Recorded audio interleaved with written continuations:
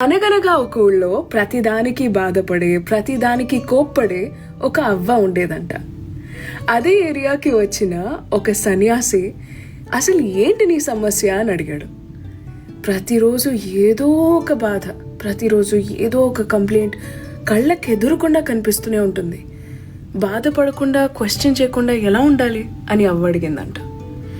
దానికి ఆ స్వామి చెప్పారు, ప్రతిరోజు ఆ గెద్దకి మాంసం ఎలా దొరుకుతోంది, ఇంకా ఆ తేనెటీగకి ప్రతిరోజు పువ్వులు ఎక్కడ దొరుకుతున్నాయి?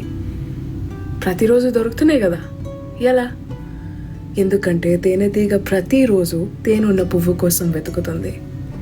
ప్రతిరోజు గెద్ద మాంసం కోసం, చావబోయే వాళ్ళ కోసం వెతుకుతూ ఉంటుంది. అందుకే వాటికి ప్రతిరోజు అవి దొరుకుతాయి.